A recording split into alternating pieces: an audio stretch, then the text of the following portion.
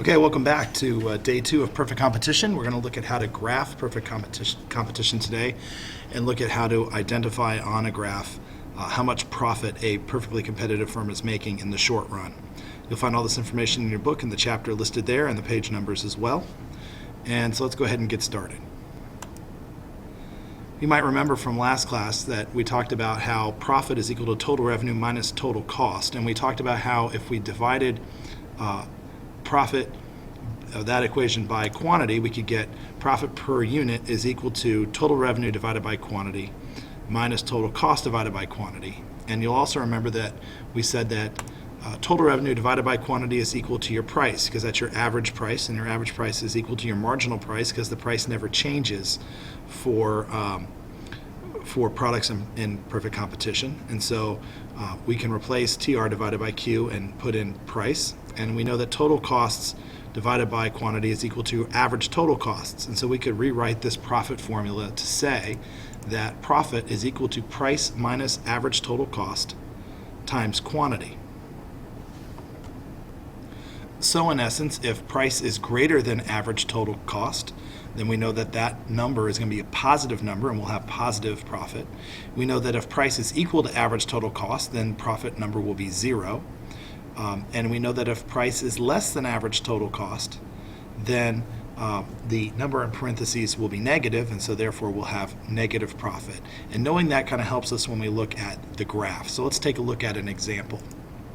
If we look at a market like this, in which there is the marginal cost curve, we have our average total cost curve, and we have our marginal revenue set at the market price, then we can look and we can say, okay, where do we produce?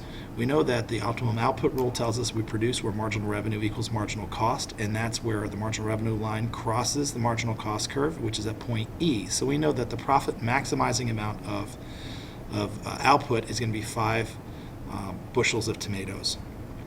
We also know that at that point, price is greater than average total cost. So looking back at that equation, we know that when price is greater than average total cost, it's going to be a positive number, so we have positive profit, and we can measure it on the graph by taking point E and drawing a line down till it hits average total cost, and the price that is represented by that average total cost in this example is $14.40.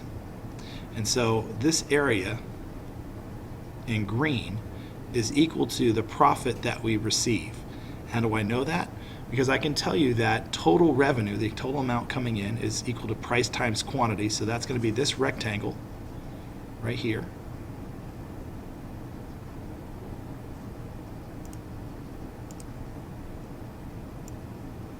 This is our revenue triangle or rectangle. This is how much money is coming in.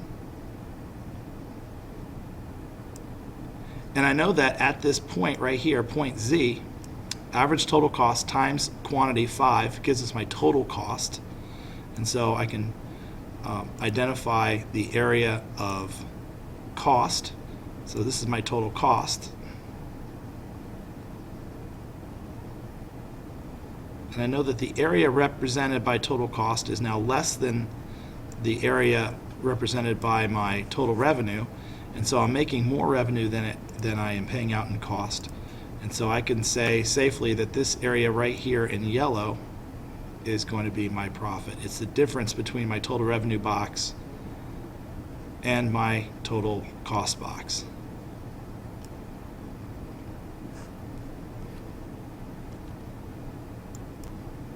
We can look at another example, and in this case we're going to have a loss or a negative profit. And again, we have the marginal cost curve, we have our average total cost curve, and here we have a marginal revenue curve which is below average total cost. So in this case, again, with the optimum output rule, marginal revenue equals marginal cost, so our profit maximizing unit of production is 3.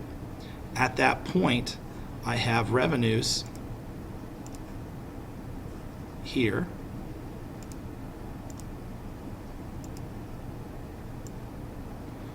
equal to price times quantity. So here's my revenue.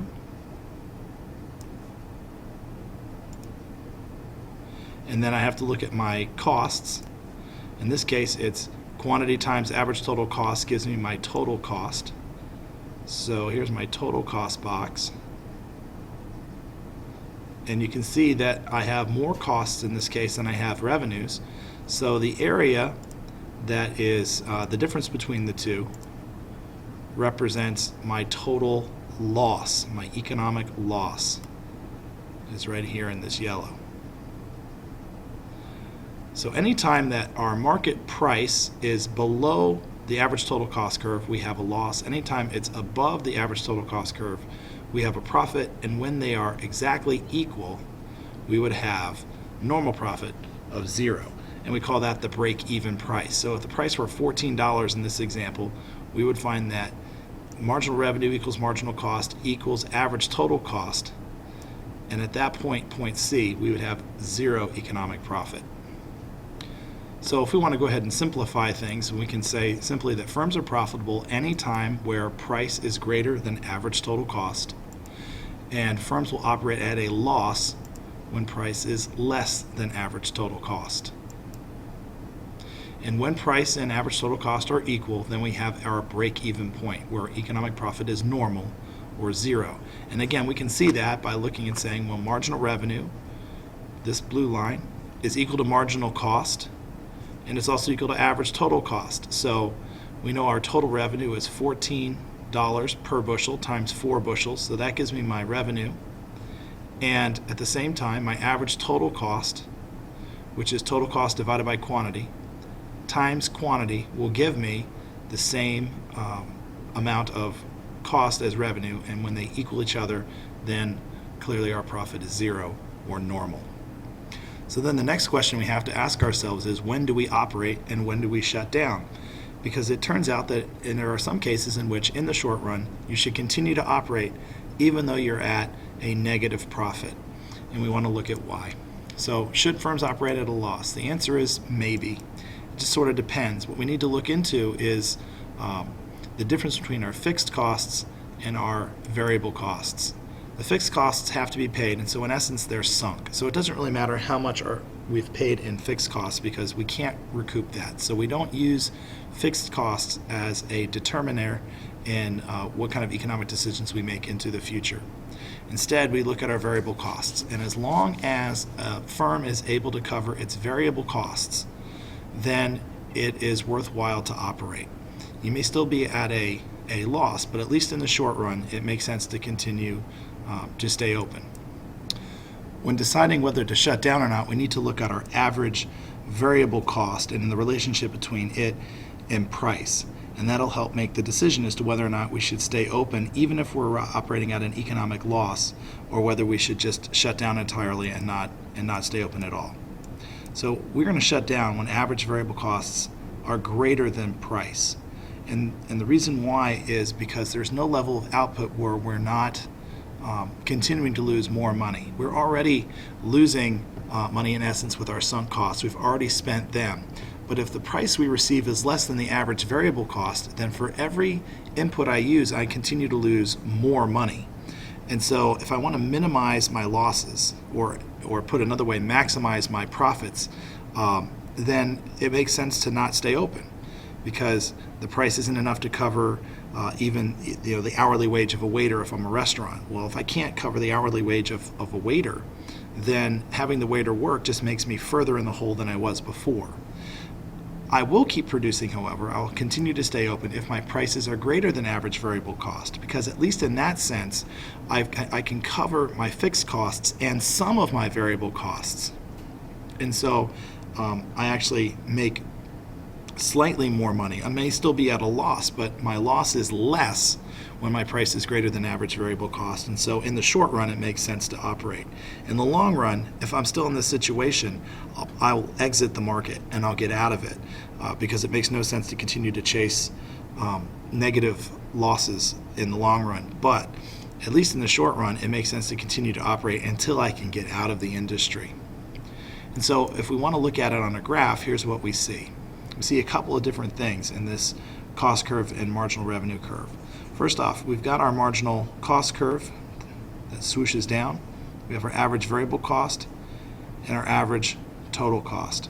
We know that if the price is $18, then we have a positive economic profit, because $18 is greater than the average total cost curve at the quantity of 5.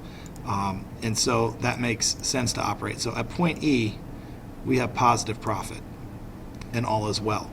At point C, we're still going to operate. We have normal profit here because at that point, the marginal revenue is equal to our average total cost, and so we have zero or normal economic profit, and this makes sense to operate. At point A, we call this our shutdown price because there, price is equal to average total cost. We're indifferent at this point. We basically have already lost fixed costs. They're sunk. There's nothing I can do about them, so they're no longer considered as part of my decisions whether to operate or not. But at least at this point, the amount of money it costs me in variable cost to operate is equal to how much money I'm bringing in, so I'm indifferent, so I'll stay open.